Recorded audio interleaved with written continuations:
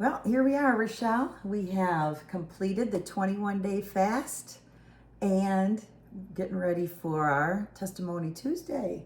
Oh, yeah. So today we are going to do mine. Yes, we are. So my mom, not just like a portion, we've shared portions of testimonies, right? Like things that God has done at a point in time. Now this is going to be my mom's like life story, overall testimony about just coming closer to Christ and her walk with Christ, and she has amazing things to tell because she might have been a little bit of a black sheep in the beginning, so to say. So just a little wild. So with that, you can start my story. Tell us what your story is all about. Well, you guys, I think no matter where you're at, you're going to be able to relate to different parts. Hopefully not all of it, because I was raised in a Christian home. Like, we went to church twice a Sunday. We went to catechism, Sunday school, Christian school. But when my parents would tell me I couldn't do something, then it was like, well, if I'm not supposed to do it, then why? So I wanted to try everything that they told me I shouldn't do. So I could see why that was so bad. So that's kind of me. I just like, everything's exciting to me. So I just like to get out there. Well, so you kind of get a gist of what it looked like in my teenage years, although a lot of it they were not aware of. And one of the stories I want to share with you is when I was 15, there was a guy I dated, 6 months or less. Anyway, I was mad at him. So back in those days, you hitchhiked, right? So I thought, I'm going to hitchhike. I'm going to hitchhike to a beer store, and I'm going to have somebody buy me beer. And then I'm just going to go drink beer. You're 15? That's why I didn't have a car. That's why I had to hitchhike. So I did. And a guy picked me up, brought me to the store, picked up beer, and we started driving around. And eventually, he ended up taking his four-wheel drive into the woods. And you could tell that this was going south really, really fast. I know this sounds bad too, but I had a knife. I used to always just carry a knife with me. That's what I did. It used to be okay. Anyway, so I got my blade opened up and had it up the sleeve of my jacket. It was in the winter. And yeah, I was praying, because it's not that I didn't want to know the Lord or that I didn't know him, but I didn't have a personal relationship with him. And I was afraid that life was going to be boring. So I did all the right things, when I went to church. Anyway, I was praying. And I am happy to say that, the guy did get really, really angry, and I knew it was going to be him or me, and it wasn't going to be me. I just didn't want that to have to be my story at 15 years old. And just all of a sudden, just boom, he got super mad, but didn't do anything. It's like he just put that truck in reverse, he pulled out of there, and he just dropped me off, probably 10 miles from my home, just like at the edge of a highway and in kind of a main road. But it was a scary ordeal, to say the least. God was definitely looking over you for that. Yes. That's why I say I should have been dead more than once, but certainly then, because, and I kid you not 2 days later on the news, it showed that guy's face, because he had raped and killed a woman, so they were looking for him. And that gave me shivers. It still gives me shivers when I think about it. And Rochelle didn't know that story until today. Nope, I did not. And I guess it's not one you like to share a lot. No, and I don't think any of my family know that story, to be honest. But anyway, I made it home, seen that on the news, And of course, I was thankful to the Lord. Did it change my nature of doing things? Unfortunately, it did not. But I certainly was grateful I was alive. And then I became friends with a gal in the neighborhood, and we were doing stuff together and having fun.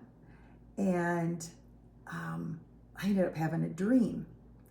The Lord has always spoken to me in dreams. I just hadn't always listened to him. And this dream, I was getting on an elevator and it said to go up only, do not go down. But with my personality, I wanted to go down to see why was I not supposed to go down? Because I wanted to go down first to find out why and then go back up, even though it said you can't go back up once you made that decision. My friend did not want to go down, but I talked her into it. We got on that elevator and we kept going down, and then I could tell there was no going back up. We were on our way to hell. Good. I know. And it said you couldn't change your mind on that elevator. And then I had taken my friend with me to hell. So we were on our way down, and I had the biggest sinking feeling in my gut because I knew that I had made the wrong decision. Well, I woke up from that dream. I'd love to tell you that, wow, I totally changed my life. I did not totally change my life. But the dream never left me. I get to remember it to this day. And God was warning me again.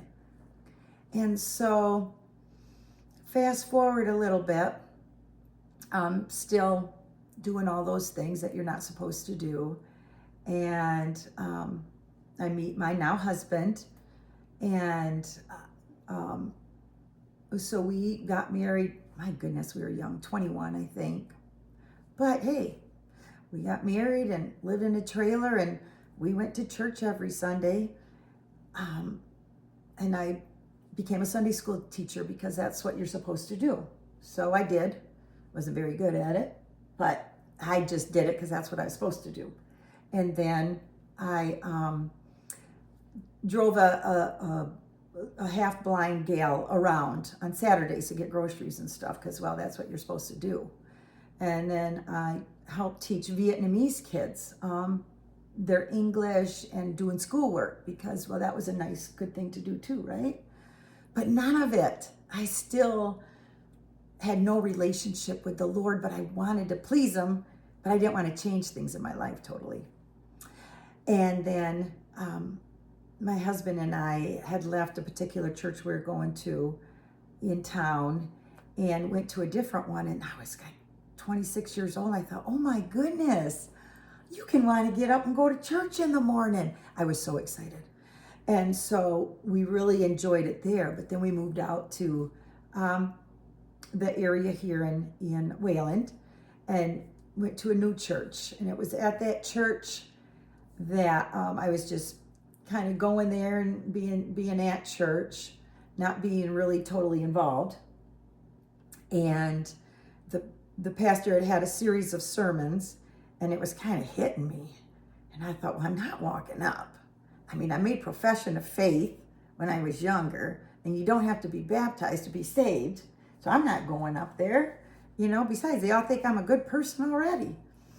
But there's that verse in Revelation, and let me just make sure that I give it to you correctly. So it's Revelation 3:15-16.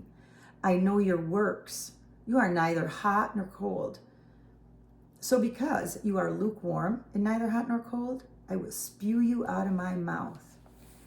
Man, that verse bothered me because I was perfectly lukewarm because I could act one way with some people and one way with other people. And I was very comfortable in that position until God did a work on me. He knows how to do those. He does. And a couple of weeks I was going to walk up, and I thought, I'm not walking up. Well, now we ended up in the front of church, which I always sat way up in the balcony because I thought it was my turn to leave for the toddler nursery after the pastor had said a few words. And so we sat down there, and then my daughter said to me, well, you don't have nursery today. I said, I saw my name on it. I just saw my name on it. And I looked at it and it's like my name was not there at all. What in the So you're world? sitting in front of church for no reason. Like, Right, why am I but here? Yeah, because we never sat in that Yeah. spot unless I had nursery and had to take off. Well, then the pastor preached and he got done and he was making the altar call and I thought, well, who's tapping me on the shoulder? And I turn around. Oh my goodness, there wasn't a soul there. It was the Holy Spirit. Like it was a physical touch. Wow. I got up and I walked up and I knew God said, okay. I used to pray to him. Well, sometimes when I couldn't even pray and I was not happy with my life, but I couldn't pray to him, I'd just tell him, don't give up on me, Lord. Just don't give up on me. Then I'm doing these other things and getting comfortable in this lukewarm position, which I also knew wasn't right. And that verse bothered me. Oh my goodness, he did a work on me. So anyway, and my biggest thing was I was afraid living the Christian life was going to be boring. There was I in for a shocker. So he starts out like almost immediately. I'm writing down stuff to do for the 5th and 6th graders because they know so much at that age already. And I wanted to get them before they went to junior high and get them excited about the Lord because the Lord is so exciting. And nobody knows how exciting he is. And my daughter said, well, Ricky Joe, not this daughter, the other daughter, because she was in the class with this girl. And she goes, everybody loves her, Mom. You know, I don't think she's going anywhere. She loves her class and we love her. And I said, that's fine, honey, but this is what God told me to do. Like he's telling me to write this stuff down. I am writing it down. The next Sunday, they ended up, she went in front of church and said, as much as I love my class, God's calling me somewhere else. And we need somebody to pick this, to take over my spot. And I shared that in an earlier testimony. It's More Than a Feeling is what the name of that one was. Okay. If somebody wanted to know more about that one. If you want to look back, and it tells what all took place there. So I was just on fire. And then there were some things going on in our community. I got very involved in the community. And because of that, it ended up that I had to go to Lansing and speak because a person that was supposed to be there couldn't. So they called me and asked if I could. And I thought, oh no, now the Lord wants me to do that. And I spoke to like 300 people. I went. At that time, I think my son was like 5 years old, Reed. I dragged him with me because we didn't have any nursery. We couldn't even afford a babysitter. I took him with me. Went down there and spoke at Lansing. And then a friend of mine and I went around with some other things I was involved in for the community. And there was one particular, I don't know if you'd call it a denomination or a church that was, particularly, I could say almost cruel to us when we would knock on their doors and discuss these issues. And so my friend's like, well, we need to go in that church and we need to pray. Oh my goodness. I thought she taught me a lot. So we went in that church. And while we were in that church praying for the people of this church, there was a man in there crying. And we asked him, why are you crying? And he said, I just got kicked out. I'm an alcoholic and I'm going to lose my family. I don't want to lose my family. So we asked if we could pray with him. So we sat there and held this guy's hands and we prayed with him. One of the other houses we went to, there was a gal that was, she had left her family. She was in an abusive relationship for 2 years. Ugh. And so, because we'd always ask, there's something we can pray for you. So we all held hands and prayed. They actually called my friend and said their daughter came home for good and left that abusive relationship. That was 2 weeks after we were at their house praying for them. And then there was another time and I'm like, I don't want to go to any more houses. I got my parents coming the next day. I got to go buy this broccoli at the store. I got all this stuff I got to do. And she calls this one the Veggie Tales. Yes, I do call this the Veggie Tales because it's on broccoli, right? You have to. So she said, I feel like we got to go to this one more farmhouse. And I said, okay, we'll go to this one more farmhouse. We went there and we ended up talking with the people, praying with them. They had lost their 18-year-old son in a drink and driving accident. And they were so bitter against the Lord, they quit going to church and hadn't been to church in 2 years. And we talked with them. we prayed with them. I don't even know what we said because God gives you the words, right? And we were going to be back at that church in like 2 weeks later for a little dinner that they were putting on and had invited us to go to. And they were there. Wow. They started going back to church after that day. We were there on a Saturday. They started going back to church and renewing their relationships with the Lord and the people of the church. It was beautiful. So this is like going on, all this kind of stuff all the time. And God is just so good. And remember, it took me that long because I didn't want to be bored. Well, you've heard some of our other testimonies, but I thought you needed the testimony that led up to the testimonies. So there you have it. And some is history, and the rest I can't wait to see what he's got next. And I love that too, because notice how she was able to impact people when she started following the Lord. Yes.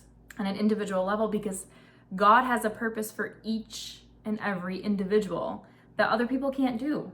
Right. So once you start following the Lord and following his calling on your life, you're not only going to be excited, because it is exciting. Yes. You're going to do things that no one else can, that's special to just you. Maybe there's someone that only you can reach. Maybe there's someone that you're supposed to make a difference in their life. But God needs you to do that, not someone else, you. And so just really be, not being lukewarm, just go all in. See what God has planned for you, because it's pretty cool what he has for each and every one of us. It is, and I can guarantee you, it is not boring. Nope. All right, until next time, have a great couple weeks. Yeah, bye-bye.